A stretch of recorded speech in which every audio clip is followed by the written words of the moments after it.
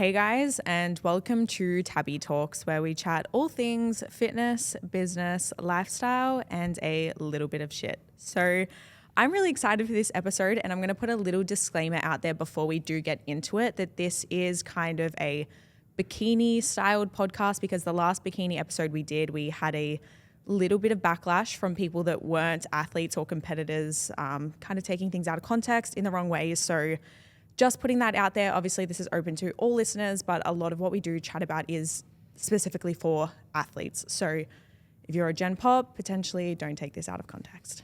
But I do have someone who basically introduced me into the IFBB, coached me for pretty much all of my shows. He's also known as the Bikini Dad.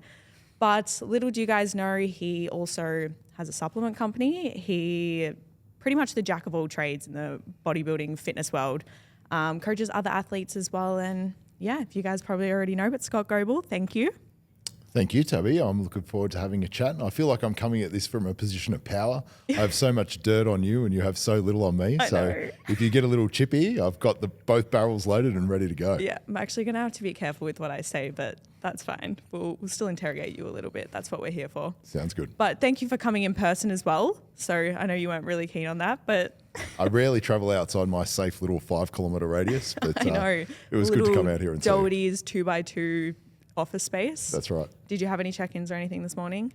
I've had multiple check-ins this morning, but all online. I'm very much online these days. Did you get much sleep last night because the amateur O was on? I got up a couple of times in the middle of the night. I'd set my alarm so I could get Maya's check-ins. I've only got the one athlete competing. Oh, was it only Maya? Okay. Yeah, it was only Maya in the end. And she did really well, ended up second place in her class. So, she killed it. Yeah, super excited. And I think her best look of the season. So was very happy. Yeah, I've been a few 1 a.m. alarms for her morning check-ins this week. But it's all I can good. imagine she's almost a little bit of a chill client as well. So not too much on your back. But she's super chill, and she's one of those clients where her body's quite stable.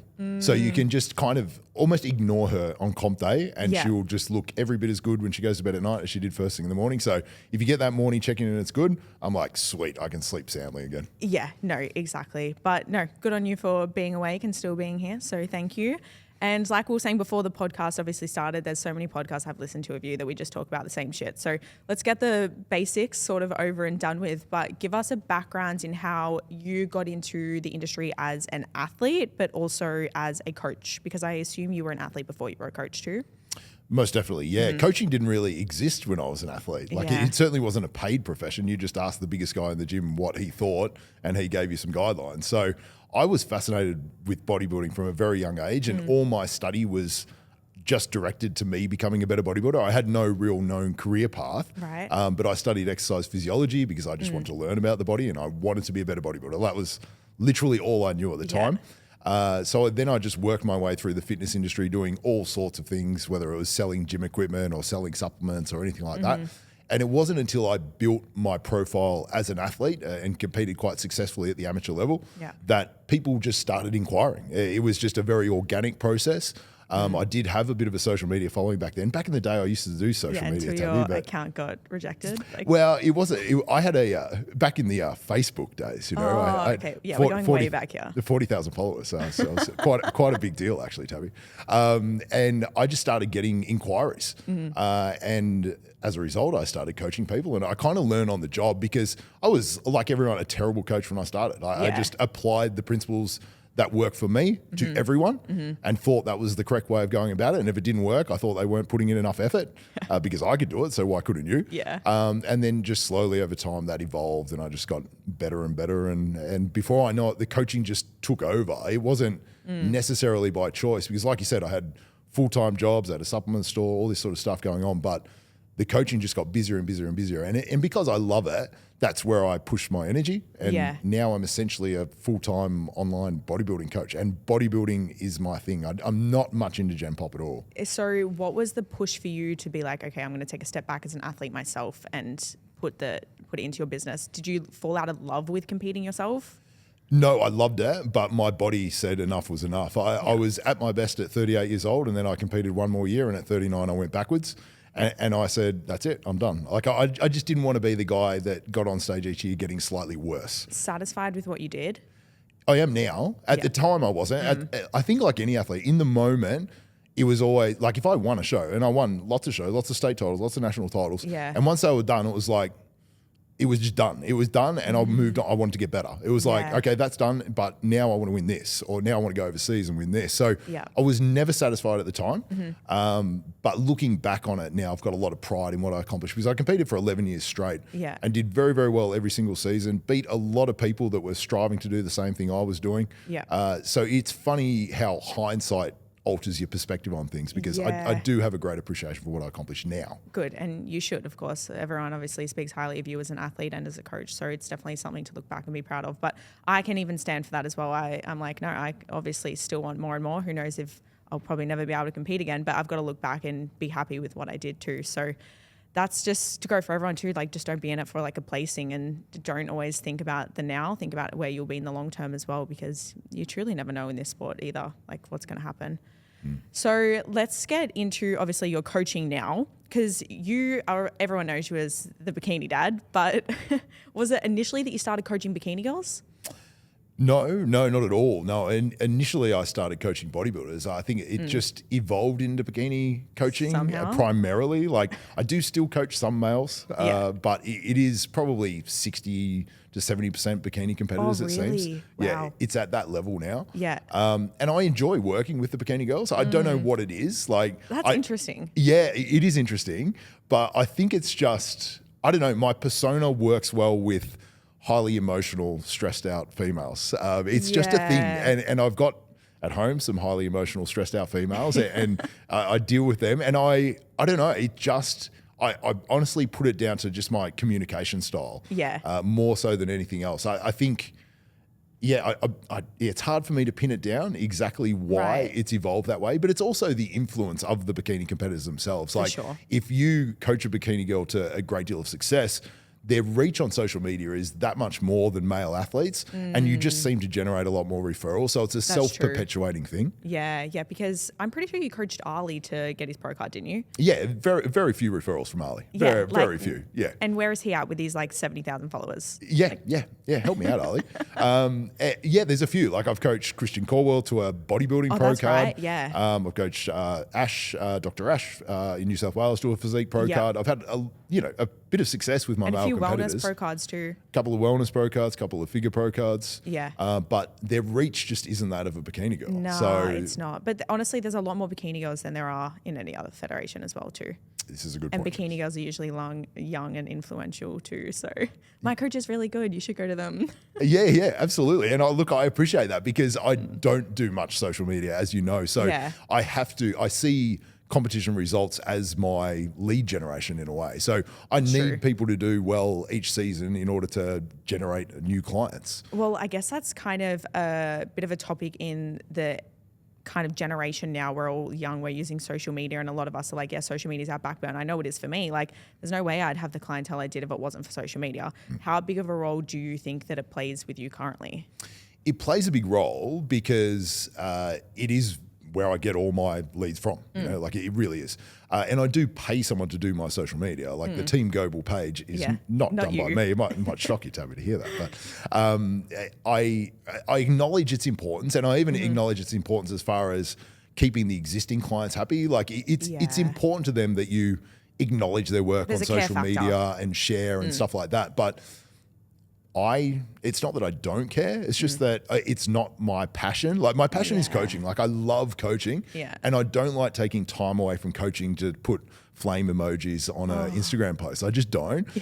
So I pay someone else to do that for me, and I feel like that creates that sort of community environment, and that's really, really important. But to be honest with you, the vast majority of my social media reach comes from my clientele acknowledging me in their posts. Yeah, which is very true. Like I know if I was ever like going out and I was like, yeah, Scott won't see anything, and then there'd be one, it's like, why has he seen my story? I'm like, he's never on social media. It's because Ali sent it to me. Damn, he's got me. No, but that's good. That's good. So at the moment, do you have any other girls competing this season for any other shows? Yeah. I've got people competing overseas. I've got Julia Tran's doing a couple of overseas pro qualifiers. I've got Laura Young. Laura's doing a few more pro shows starting in about 5 weeks' time. Yeah, wow. She's going to string together 2 or 3 pro shows. Yeah. So that's exciting. I've got I've got Ash making his pro debut.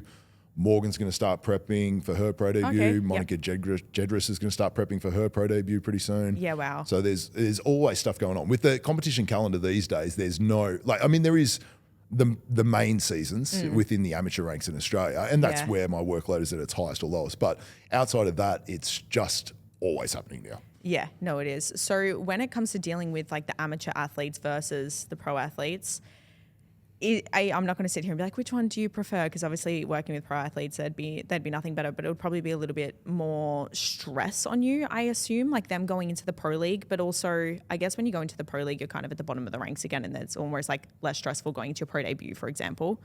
But when it comes to like coaching the difference, and I know you've definitely been asked this that many times, but what is the biggest difference you see between the athletes that have turned pro versus the ones that stay as an amateur? The pros are easier. Like, they're legitimately easier because they've generally got superior genetics. They've generally got a great work ethic. They're generally very passionate about what they're doing. So they are easy to work with. And I do see pro debuts like you do. I see it as starting at the bottom and you're just establishing yourself. I think once you've competed as a pro and you have established your baseline, like Alicia Self went overseas and got a third and a fourth in her debut pro shows. Yeah, right. That's crazy. Now we're gunning for an Olympia qualification. And I think there will be a bit of pressure on then, like for both of us. For sure. And it's the same with Laura. Like she debuted middle of the pack.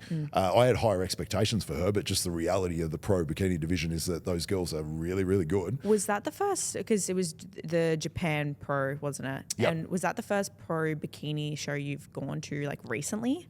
Recently, yes. Yeah. So I've attended Olympias. I've judged pro Arnold Classics, but it's in every 3 or 4 years, bikini just is completely transformed. Yeah. So it's almost irrelevant. Like I was judging Janet Leag and Angelica Teixeira. Crazy, right? Yeah. Them 6 years ago. Yeah. Totally different game now. Yeah. Like, and a totally different criteria and physique. It just evolves. So it was quite eye-opening for me to go to that Japan Pro. I thought I had a good handle on it. I'd sat front row judging Arnold Classic bikinis. Yeah. And then I go over there and they're like, oh, these girls are way bigger than I remembered. Like just way denser through the lower body. So it does evolve and it was a good learning experience for me to go and attend that pro show. Yeah, and you're always going to be learning as a coach too. Yeah, absolutely. And seeing where Laura stacked up in that lineup. But yeah, again, going back to the original topic, like she will be back on that stage. She's doing a natural pro show where we feel like the playing field's evened out considerably. Yeah. And we've got pretty high hopes for that one. So we'll see. We're not going in with, strong expectations, but expecting to do quite well. 100%. What are your thoughts on the natural kind of IFBB coming out at the moment? Because I know, I think season B next year is going to be a natural show too. Yeah. In Australia. Yeah. What are your thoughts? I think it's great because I think the natural feds have had a bit of a monopoly on that scene for a while. Yeah. I think IFBB interjecting their professionalism and their standards. And I know Tony wants to do legitimate testing and all that sort of stuff. Will he do it with every athlete? I don't know if that's financially feasible. Yeah. To be in reality. So I'm sure that all the winners will be tested at the very least. Yep. And from what I understood, because I discussed this with Tony Doherty, I was like, man, how's this going to work? Like, you can't really put a natural on stage at the Olympia, all this sort of stuff. And he's like, well, you can if it's the best naturals in the world and it's not the open bodybuilding division, So I don't think there'll be female bodybuilders in a natural. Like, I just don't think they'll qualify. Like, I don't think that'll be a division. So in the men, it'll probably be physique and classic physique. And if you take the genetic crop of the, best of the best, they can probably hang. Like if you look at, I agree. Yeah. Like Ronnie Coleman when he was natural or something like that, he can do a natural, a classic. And I mean, look at Laura, like she's fantastic. And there's some 100%. Brazilian girls which could probably do wellness naturally. Like it's just how it goes. So I'm excited to see it. Will it be a natural Olympia or it will be the actual Olympia? It will be the actual Olympia. Oh, wow. Okay. So if Laura wins the Ben Weider Cup, she's Olympia qualified. Yeah, wow. I think it gives people a lot of hope so they're not, especially young girls getting into the industry, they're not feeling like, fuck, I need to take PEDs in order to get somewhere. Yep. You don't need to. Yep. So how big of a role do you think PEDs play when it comes to, I'll say a bikini athlete instead of someone else? I think it certainly accelerates the process. I think if you're a genetically gifted athlete and you're super determined, you've got the work ethic and you've got to play in the long game, I think you can turn pro naturally and do quite well naturally. I don't know if you can win the Olympia naturally. Maybe you can. But it speeds the process up and everyone wants to speed the process up. So it's a very natural path I think, for most competitive athletes to go down. I think that you need to lay a foundation first before you have any right to go down that path. Like if you haven't been training hard for 3 years or probably even 5 years, realistically, you haven't reached your natural potential. And that's probably when you're going to start to benefit from PED use first. So I would like everyone to compete naturally. I think every bikini girl should compete naturally before they compete enhanced, just to see if they actually like the process. Well, I think it's important to prove to yourself that you can get conditioned without anything as well. Because like just because you're taking enhancements doesn't necessarily make the process easier. Like you'll still be on low food, you'll still be doing a lot of cardio, like it's still going to be hard. 100%, yeah. So I think you need to prove to yourself that you can do it without it. And once you've done that, and once you've trained hard and you know you're living the lifestyle and you've reached a high level naturally, then maybe you explore that path. So I try to guess at percentages which are using and aren't using and stuff like that. It's hard to say, but you know, it's just hard to say, Tabby. I don't know. I know in my own client base, but I also know in my own client base, you can't necessarily determine success of PED use. No. Like Laura Young, for example, like most of my clients, even Jess Johnson, like she turned pro without it. Like, and in fact, we were holding back her muscular development because she would just get too jacked and she would never touch a PED. So it's interesting. Like the biggest determining factor of success is still genetics, not drugs. When it comes to someone who does have really good genetics versus someone who doesn't, if you have a client come to you who doesn't really have the best genetics, but they're telling you they've got these big aspirations, they want to turn pro, they're willing to do whatever it takes, are you the type to sit back and be a little bit realistic and upfront with them or about their bone structure and genetics and how far they're potentially willing to go? Or are you like, if you're hands-on, I'm ready to go too? I normally bring it back to the immediate goal. So if someone comes to me, and it's happened sometimes where they're like, I want to win the Olympia. And you look at them and you're like, you got narrow clavicles and wide hips. It's never going to happen. I generally don't crush their dreams. Like I generally don't. I have in a couple of occasions, but I generally don't. And my thing will be, okay, great. If you want to win the Olympia, first thing we need to do is win the Novice Victoria. And let's see if we can do that. And after a while, after 3 years of trying, if they haven't won the Novice Victoria, they will probably realize I might not be winning the Olympia, you know? So, but I don't know. I like people to dream big, but then you have to break down the goals. There's a process, you know, you've got to work your way up the ranks. And sometimes athletes surprise me as well. Sometimes I think they will do really well and they don't. Sometimes I have athletes that I don't think will do that well, but they really come through, you know, and they surprise me. So I generally just focus on the immediate goal rather than the big goal. Yeah, I think that's good. Sort of, because it's always important to think about the long term in terms of like longevity, but it is important to not get too far ahead of yourself either. Like I even have some clients coming to me being like, hey, I really want to do a show. Like I want to win. I had girls after nationals coming to me being like, I want to do as well as like Jen Upton and I want to do like really as good as like Reese. And I'm like, okay, like cool, they did awesome, but like let's not get too far ahead of ourselves and it's not an outcome thing either. Yeah, no, absolutely. I really encourage your first show, you get up there and you see where you stand. Like I really try and downplay expectations and outcomes, especially with first-time competitors. I think it's really important because more often than not, they don't win. Like let's be fair, it's hard to win. But I also sometimes say to them, like, if you were to run a marathon, would you expect to win it? Like, no. Like, if you were to take up tennis, would you expect to win your first tennis tournament? There can only be one winner. Yeah, exactly. So normally it is the more experienced athletes that win. So I do try and tamper down expectations in the first show and say, look, fantastic. It's great that you want to win. Use that as motivation. But we need to execute this, we need to execute that. And these things are what's going to put you in the best position to get the best possible outcome. But let's focus on this process that we're working on. I think that's why you're a good coach too. Whenever people ask me about your coaching style, I'm like, look, if you want to go to someone who's going to fuel your ego, probably don't go to Scott. I'm like, don't think I've ever gotten to compliment him off my life, but thanks, Scott. And they're like, yeah, okay, cool. I'm like, if you want to have your ego fueled, go to like a female coach or I don't know, go to someone else, but you sort of say it how it is. And that's why your athletes do well as well. Like we're not here to impress you. We're here to do it ourselves. And if you're just going to be boosting our ego and telling it how it is, we're not really going to want to push that hard either. If you're going and being like, hey, you're going to win this weekend. Yeah. And look, often I'm thinking it, but I won't say it. And I've just become that way over time. Like with Jen Upton getting ready for these shows, I was looking at her, you know, every week or whatever. And I'd be like, man, this girl's going to do well. Like she's really good. But I wasn't saying that to her. No. Like I just wasn't because I didn't want to set She'll herself listen up to for this and be failure. like, really, Scott? Well, but also it's because I didn't want to burden her with that pressure of expectation. Yep. Like I feel like as a coach, it's your role to keep athletes calm and in the right lane. And more often than not, they've got external noise that's saying, you're going to win, you're going to win, you're going to win. Yeah. And it doesn't feel good. Like it just feels like pressure. Yeah. And if you don't win, now you feel like you've disappointed people. Yep. And I don't want people to be going into the show, if I don't win, my coach is going to be really disappointed, anything like that. I'm just like, you've done a fantastic job. You've nailed everything about this prep. You've put yourself in the best position possible. Like just keep doing what you're doing and we'll see how the day turns out. It's in the judges' hands now. Exactly what I say. And I'm like, I know with me too, it's like if I'm given a meal plan, for example, you've given me 100 grams of rice, it's like, it's going to be 100. It's not going to be 101. It's not going to be 99 because I know that if I get up there and I've come second, that the person who's come first has worked fucking hard and they've beaten me and it's completely deserved. But I totally agree in the sense that like social media, like I get it. Like obviously with the following behind me, I'm posting a photo and I'm like, I know, like, I remember I came in for a check-in with you and you're like, you look a lot better in photos. That's a compliment. It's a compliment. Of sorts. Yeah. You're like, yeah, you're a little bit behind. We need a push. But I'm well aware of that too. I'm like, yeah, that's social media is kind of my thing. Of course, I'm out there. That's how my business runs. It's what I do. So that's fine. But it's also the pressure behind it. Like I'm then competing, getting second. And I'm like, oh shit, am I that bad?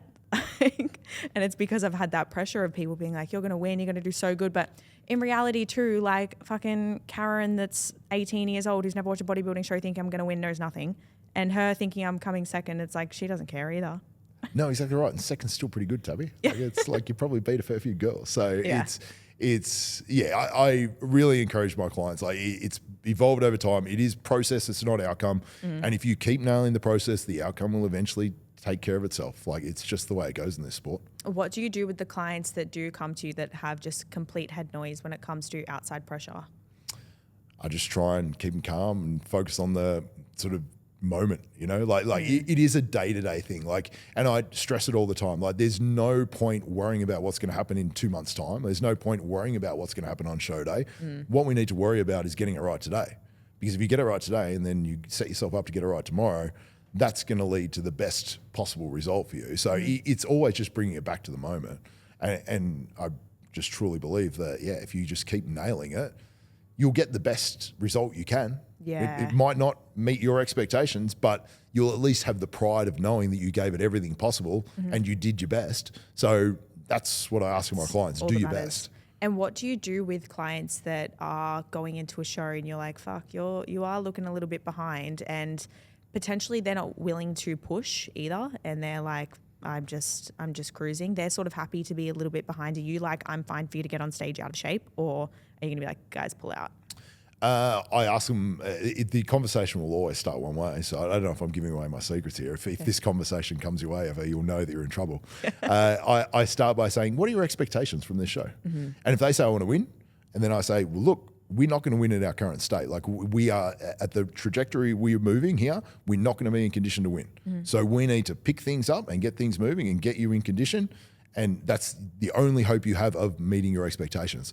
If they say to me, my expectation, I just want to get up there, I just want to tick it off, it's a bucket list thing or something like that, I'll say, okay, great. I don't want you to have a bad time on stage. And realistically, the way things are progressing, you're probably going to be, in the back half of the competitive field, and you're going to be watching the people that are winning from the back of the stage. And if you're happy with that, then I'm fine for you to get on stage. This is your body, this is your show.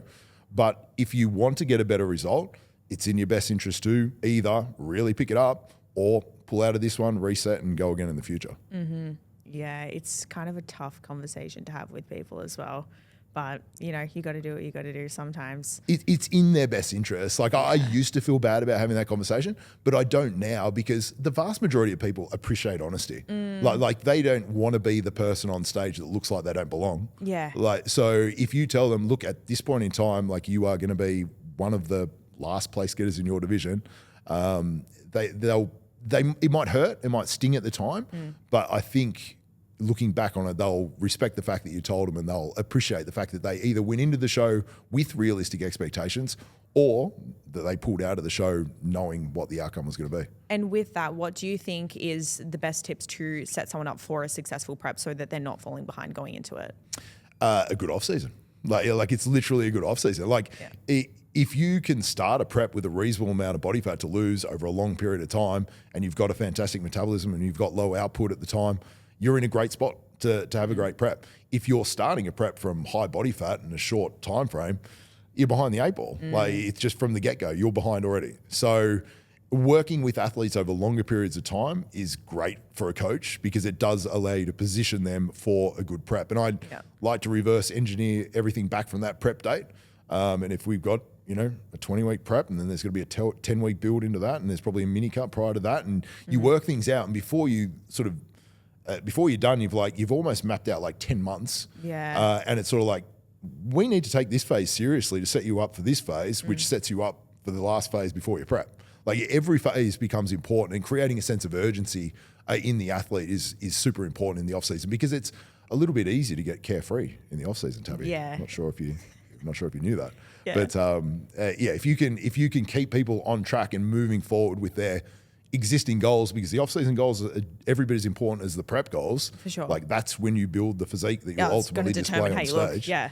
Then you're going to have a lot more successful athletes. So would you like a client to work with you prior to like being in a prep? 100%. Yeah. Always. Like, I mean, it's not that I don't take clients on. Like, if they come to me and say, I want to do season A next year, if they come to me now and we are 27, 28 weeks out of season A next year, it's not that I will reject every single one of them.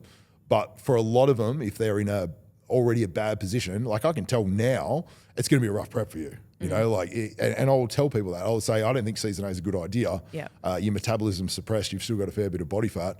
We do not have the sufficient time to build that metabolism, tidy up the composition, and put you in a position to prep. Yeah. I'll discourage them and encourage them to do a latter season. And do you ever get people being like, oh, well, fuck you, then I'll go to someone else? Yeah, and that's fine.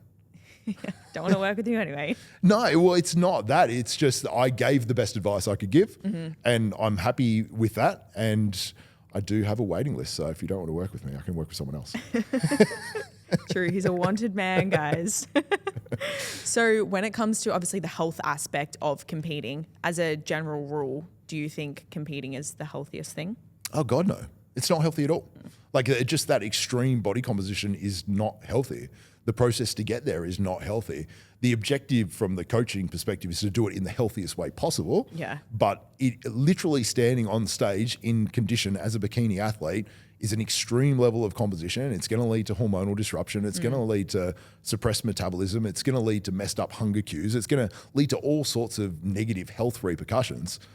But it's also super cool to stand on stage in an amazing contest condition. And if you manage it as well as you possibly can, you can reverse that damage relatively easily. But again, the consequences come down to the severity of the prep. And the severity of the prep comes down to how well you manage the off season. So again, if you set it up properly, you can minimize the health risks, but they're always there. They're always there for an athlete. And I think that's the case in any sport. Like, if you want to talk about any athlete, like, there are risks involved. I think at any high level of any kind of sport that you do, there's a level of extremity that's not necessarily healthy. 100%. What comes with it. If you want to be good at something, well, then you're kind of going to have to be a little bit obsessed and a bit of a weirdo in order to get there. 100%. And I think there's a misconception that, well, there used to be a misconception that bikini girls didn't have to go as hard. But the bikini girl body composition is incredibly extreme for the female body. It is. Like, if a glute hamstring tie-in does not belong on a healthy female. Like, No. it just doesn't. No. And these days, when you look at an IFBB nationals, the girl that was on the end of the second call out had a glute hamstring tie-in. Like, the standard is so high. Yeah. I was going to ask you what your thoughts were on the latest national lineup. It was terrifying. Like, it's terrifying, the level the sport has reached. Like, there are literally girls in the second call out that would probably be in pro card contention 3 or 4 years ago. Crazy. Like, it's absolutely wild. Like, if you are a first call out girl at nationals in the open division, even sometimes in the novice division, you're elite. Like, you're elite, and you're elite on an international amateur stage. Like, I mean, I'm sure you were following along the amateur Olympia. The Aussie girls killed it over there. They're all first call out. They're all placing, if not winning. A few of them in the overall, like, yeah, I think it's incredible. The bodybuilding, the bikini girls in Australia, we're really lifting our standards, and that was easily, I think that was the best nationals we've almost had. 100%. Like, in terms of depth of quality, easily. Like, everyone in that overall could turn pro. Oh, I agree. There's Yeah. just no doubt about it. Were you happy with Corrine winning? Yeah, I was happy with Corrine winning. Yeah. Yeah. I think she's got an amazing physique. I thought her condition was absolutely beautiful. She presents beautifully. I think she's got a bit of a wow factor just And with being her. so young as well. I'm like, imagine when her muscle gets more mature too, she'll be crazy. Yeah, she's going to be really, really good. I can pick apart any physique. Like I can fault any physique, and I can see the strengths in any physique. I can make arguments for Jen winning or other girls winning, but I can absolutely make an argument for Corrine winning, and I was super happy. A very deserving winner. But I honestly feel like every single one of those girls was a deserving winner. If you had to give the second pro card, who would it have gone to? Probably Jen. Okay. But I'm looking at it through a Bias? biased lens. Yeah. Yeah, absolutely. Absolutely I'm biased. But even watching it, I was thinking Jen was going to win it. Okay. But I'm totally biased. Like I was looking for reasons why Jen would win and other girls would lose. Yeah. But if I, switch positions with Tim McKinnon or something like that, I'd be looking for reasons why Corrine would win and the others would lose. And I'd be like, great decision. Judges got it right, So it's... I don't think anyone faulted the judging.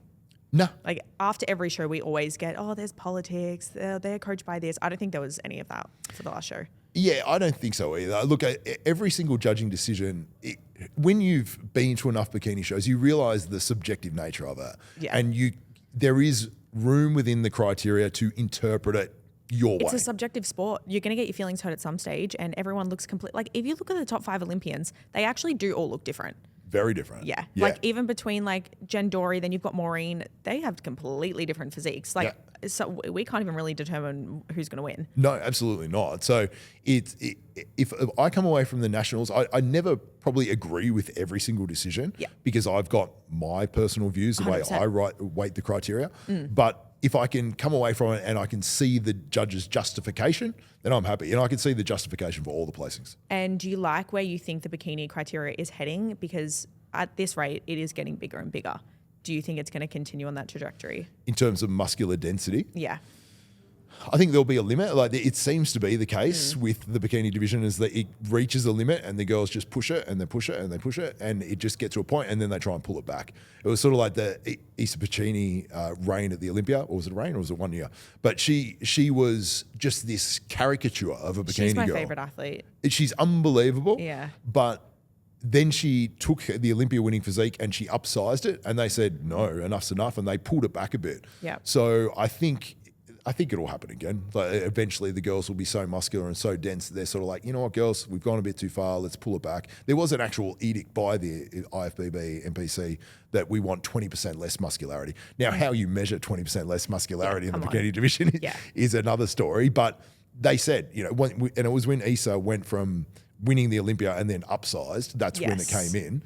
Because bikini used to be that whole, it needs to be like a realistic look for people. Bikini is not a realistic look. Completely unrealistic, yeah. I like the sport where it is at the moment. I do, but it will evolve. And it's funny because you look at the figure Olympia winners of 10, 12 years ago, they look like bikini competitors now. Oh, don't they? Even I go back to, what's Chris Bumstead's wife's name again? Courtney King. Yeah, when she won the Olympia, I was like, I feel like I looked better than that when I competed. Yeah.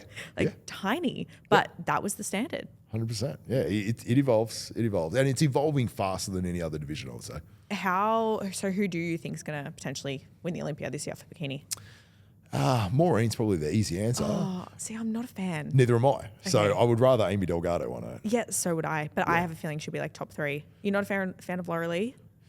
I like Laura Lee. I do, and I could see her winning it. But I don't know. She seems to... I'm not sure. I don't... I've heard, and this is the political side of it. Scott's got the gossip. Yeah. I've heard she's like a total scatterbrain, unreliable, and not a good representative of the sport. Yeah. Maybe heard that too. So I don't know how much politics comes into it at that level. It may not factor in at all. And Laura Lee would be a deserving champion. And for a lot of my clients, she's their favorite athlete. So I could certainly see her, representing the sport well physically. But I don't know, her physique is great, but I can also fault it. I think her glutes are a little bit short, the attachments. I agree, her tie-ins, yeah. Yeah, and there's extra, so from the front there's crazy projection, but from the back there's not that nice flow and things like that. So I can fault her. But like I said, I can pick at anyone's physique. Yeah, I think the person who it's because it is a kind of a hard conversation with politics being involved, but I would like the winner to be someone who represents the sport. Personally, I love Laurelie. Yes, do I think she represents the sport well? I don't know. I don't not the biggest fan of her social media. Again, I don't think she's putting it out there, and even some of her videos and stuff, I'm like, I don't feel like you're setting necessarily a good example for the younger athletes. Whereas someone like Jen Dory, I think is great, really nice person as well. Even when the girls are on stage, I'm like, they're nice. I like them. They should win.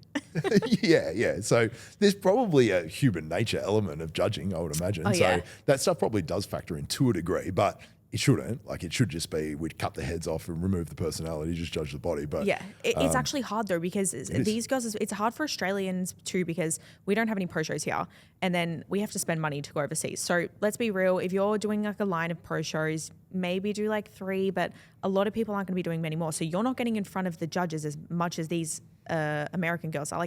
Ash Kay, for God's sake, she's doing a show every weekend. They've got the judges are best friends with her. So naturally there's going to be a bias. So it is a bit harder for us. Oh, it's definitely harder. Yeah. But I think ultimately you can, I don't think it can hold back a great athlete. I think if you're a great athlete, you'll push through because there are examples like Katie Stacey from New Zealand who just it was basically her pro debut. I think she won it and is going to the Olympia. So I think there are certainly means of getting there if you're good enough. Do you think that Australia should be giving out more pro cards? I do, yeah. I think there's a backlog of pro quality girls that are just sort of getting in the way of all the other pro quality girls. I would like to see half a dozen, 10 of them turn pro and just get out of the way and move into the pro ranks. Yeah. Because there's just that depth of talent. But I think we're seeing that there's opportunities now, at least internationally, and it's not unusual. Most seasons a girl or two turns pro overseas. My client Kaiser last year lost to, or in season A, lost to Mel Fletcher in the overall, and then she went over and won it in Korea. True. Turned pro. Lisa Reed, the season prior to that, was in the overall. Beautiful. I think a fantastic physique. Went and won it overseas. I can't remember where it was, Bahama or something like that. Yeah, it was something. So there are opportunities there. It's just a shame that it's so expensive, to do it. Yeah. Because even Tony, I'm pretty sure Tony giving away pro cards is expensive for him too. So if we're not, if we're not having people just think, it prints out a card and hands it to someone. It still costs money for the presenters to be giving these to people. Yeah, a lot of people don't understand the sort of financial implications.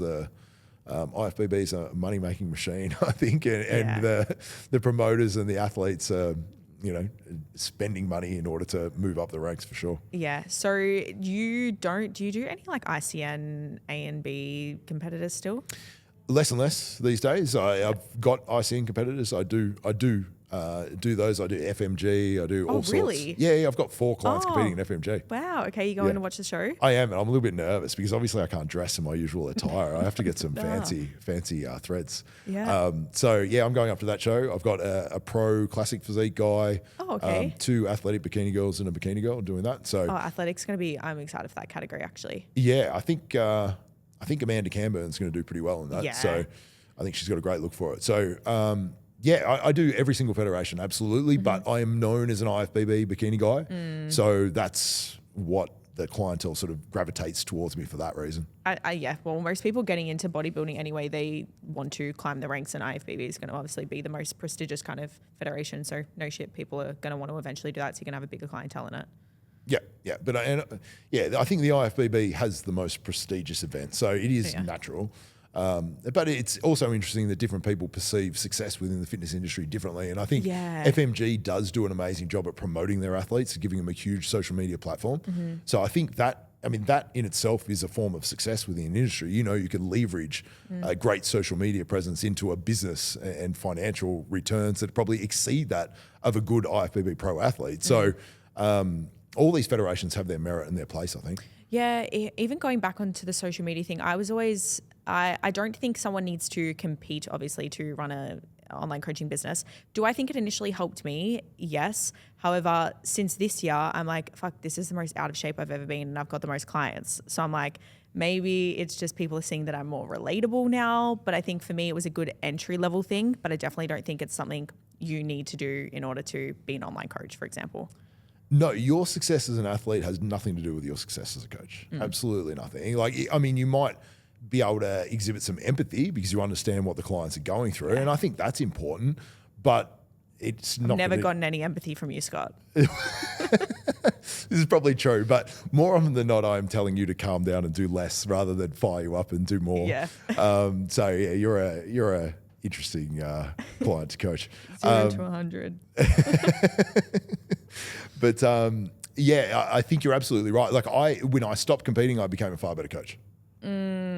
True, but that's probably also because in a way it's like, I don't want to be like, you're not as selfish anymore, but That's exactly what it is. yeah. I'm less focused on me. Yeah, I think that's actually the same for me because this year, well, I don't even know if you know, like I haven't actually really gone to the gym since January. So I'm like, fuck, I have so much time on my hands. Yeah. Like, how the fuck was I doing like an hour of cardio, like training for 2 hours a day and like still holding a business? I have no idea. Like, you just got to learn to adapt, don't you? You do, and when you're a motivated, driven person, as a competitor is, you have to find an outlet for that motivation and drive.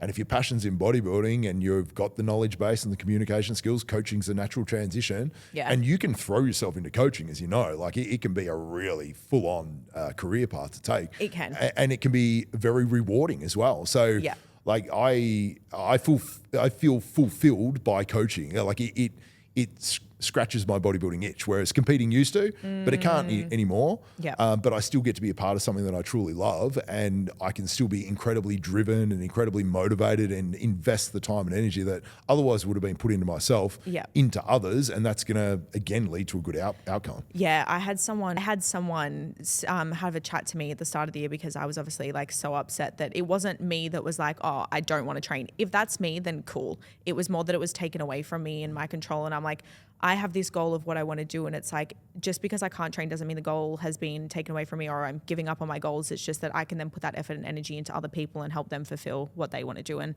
that you just got to change like your point of view, I guess, when it comes to goals. And that would have been the exact same for you as stopping competing for yourself and putting your efforts into your athletes. Seeing them succeed would be so much fulfillment. Yeah, it really is. And it's the same sort of process, I guess, when you come out of a show. Like when you compete in a show, sometimes you can be left a little bit empty, you know, because Post-show blues. Yeah, because you've been so driven and so motivated and committed so much time and energy to achieving this goal, and then it's done. And now it's like, what now? So I encourage all my athletes, have other goals post-show, like outside of bodybuilding, like invest time in your career, invest time in your relationships, invest time into whatever it is you've been putting off, because I think it's important to fill that hole. Yeah. And as a competitor, you have to have other things going on in your life. You have to have some semblance of balance. And when you don't, that's what sets you up for that sort of post-show depression. And it's the same as a competitor. Like you have to understand that there's a finite amount of time you're going to be able to compete, no matter who you are. Yeah, it's a short lifespan. Yeah, and if you have nothing else, hey, you're going to be a little sad when it's all over. So you better start planning ahead. Yeah, being there. Yeah. All right, let's get into some of the questions that we've had. So these are all anonymous, of course. Okay, so someone said, do you have any advice for someone who used to previously be overweight and has now gone a little bit leaner but has excess skin due to losing weight? Mainly excess skin around the stomach area and a little bit on the legs. Would this affect the ability to have visible abs and the conditioning needed? Yeah, there's a limit to how much skin's going to bounce back. Once you've sort of exceeded that limit, the only way to rectify it is surgery, like to be honest. So if it's that bad, then yes, that's the answer. It's not a nice answer to hear probably, but it's the reality, and we've probably all had clients like that in the past. I mean, to a degree, depending on what you're trying to achieve, you can fill it up with muscle, but there's a limit to how much you can do that as well. But also if like someone's got heaps of loose skin around their stomach, like you don't really want to be putting on much size around your stomach. No, good point. So yes, it is going to be a limiting thing. I'm sorry to say it, but there's only so much elasticity in the skin. It can only bounce back so much. Your skin tightening appointments every 2 weeks isn't doing much for you. No, probably won't.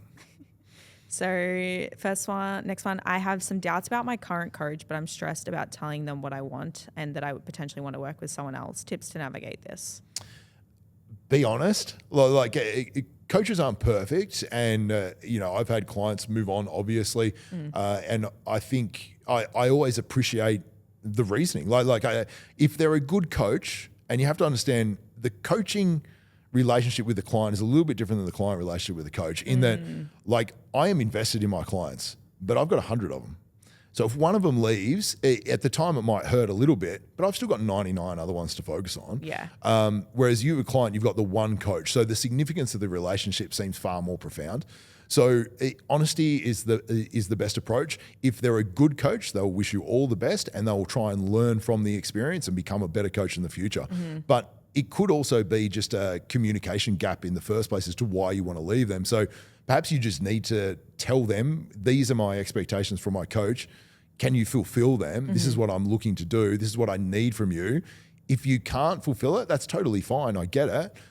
Because that coach might have other things going on in their life. We don't know. Yeah. So just be super honest with your communication. Tell them what you are looking for. If they say, they might say to you, look, I can't do that for you. And you might mutually decide to part ways and move on. So honesty is always the best policy, in my opinion. Yeah. And even full transparency for the people listening to, like, I left you. Yeah. So, and I am a very honest person. It doesn't need to be rude when you leave. It's like you say something and you do the right thing. You did the right thing. I did the right thing. And I came back.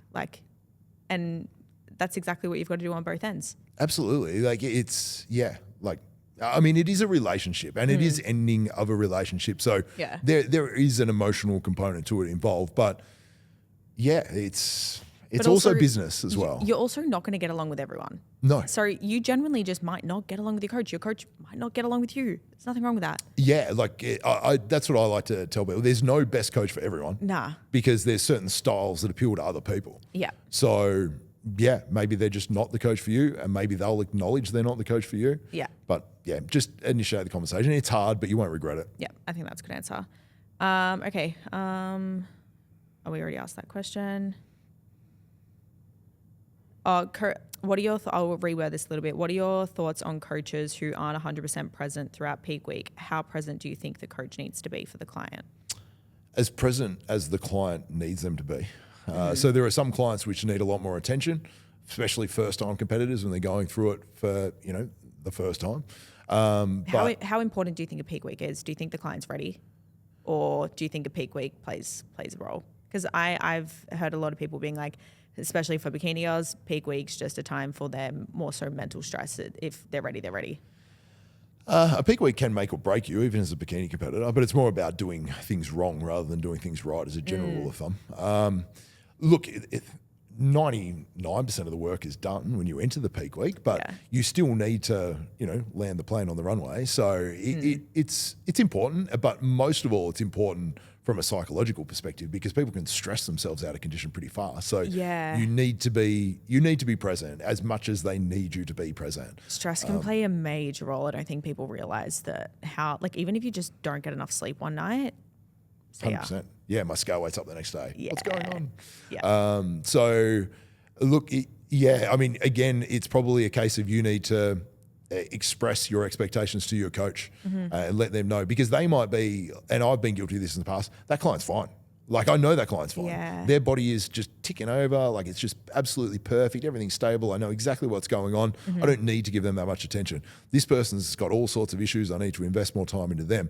But I may have neglected the psychological aspect of keeping that client with the amazing physiology calm, and they felt neglected as a result. So you need to kind of let your coach know what you need from them to a degree. Yeah. But I think at the same time, if you're a good coach, they're checking in and touching base on a regular basis, just purely for the psychological aspect, if nothing else. Not even in general, just the peak week. I know for myself personally, I struggle with giving feedback. If you're like, hey, you're hungry, I'll just be like, no, even though I'm fucking starving. But I think sometimes that feedback is important to sort of understand and have not even intuition, because fuck intuition when you're in a prep, but it is important to give feedback to your coach genuinely on how you're feeling. They're not asking you necessarily if you're hungry to give you more food. They're just seeing sort of how you're coping. Yeah. Yeah. And then they might also be asking it to see if you can handle more food.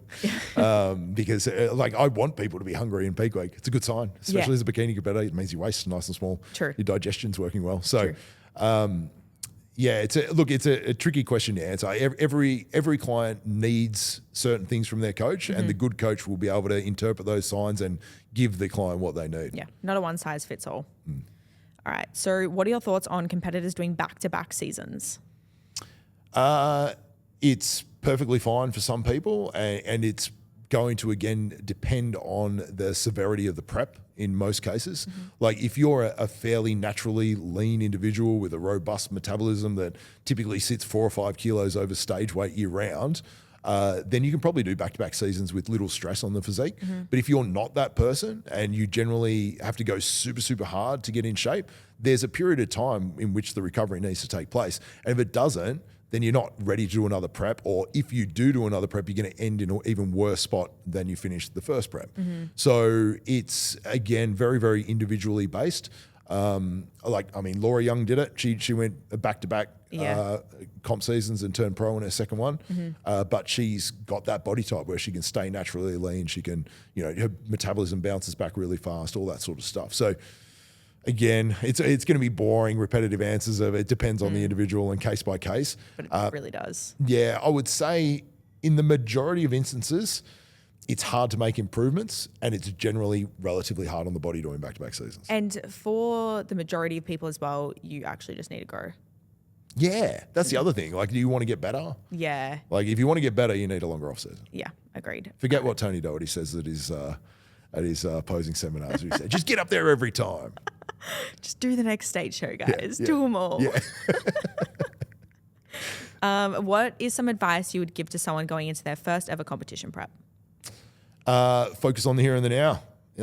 Do what needs to be done on a daily basis. Don't worry about the outcome. Worry about the process. The outcome will take care of itself. Cool. Just repeating myself. But that is the best advice I can possibly give, because I think it alleviates the psychological stress and pressure. And just see if you enjoy it. Like, see if you enjoy the process and see if you enjoy the stage time. And if you do, great. Next one, try and do better. Yeah, as long as you can improve like from show to show, I think that's literally all that matters. Keep turning up a better you, and every time you go into a competition prep or even another phase, every time you do a new building phase, like take what worked for you last time, take what didn't work for you, and like either don't bring it in or bring it into the next one. 100%. Yeah. All right, we're going to finish off with a quick, like, would you rather? So you have to answer as quick as possible, just like one word response. There's only going to be like 8 to 10 questions. We'll do it in like a 30-second timer. All right. Would you rather have a really good front shot and an absolutely terrible rear shot, or a really good rear shot and a terrible front shot? I'd have the good front shot. Okay. Does way too much cardio more than prescribed, or never does their prescribed cardio? That's a tricky one. More than they've prescribed, even though I know that just enforces what you used to do. Worked for me. No, I'm kidding. A client that stays stage ready all year round and is scared to gain weight, or a client that blows out but pulls it together when it's time to prep? Oh, both bad choices. Oh man, they're both horrible if you want to be a successful athlete. I'll take the oh God. That's a great question. Stage ready year round. Why not? Cool. All right. Certainly not me, but that's fine. Weight belts through the whole session, yes or no? No. Bikini girls doing high bar squats, deadlifts, and chest press, yes or no? Not necessary, but yes sure. Yes or no? Yes. Okay. Would you rather coach the next Miss Bikini Olympian or the next men's bodybuilding Olympian? Miss Bikini, more referrals. He's a businessman. Owns a supplement store, so BCAAs, yes or no? No. Not unless fasted. Cool. The usage of testosterone in female competitors? It's not a yes or no answer, but TRT doses, yes. Cool. All right. That was good. Good answers. Okay. Not too bad. Survived. That was I love that one about stage ready year round or blowout. That's both a recipe for disaster. They both are, aren't they? Do you have yeah, well, I mean, I'm a 0 to 100 person after show, but I pull it together in prep, so it's fine. But what would be your advice for someone coming? I mean, we're coming out of the shows now, so it's actually great for people to listen to this. What is some advice you would give to people finishing their shows with the help of reverse, everything like that? Okay, so I sent everyone a post-show wrap-up email this year, and I told them what they were focusing on in the immediate short-term post-show, and I emphasised the point that they are focusing on gaining fat.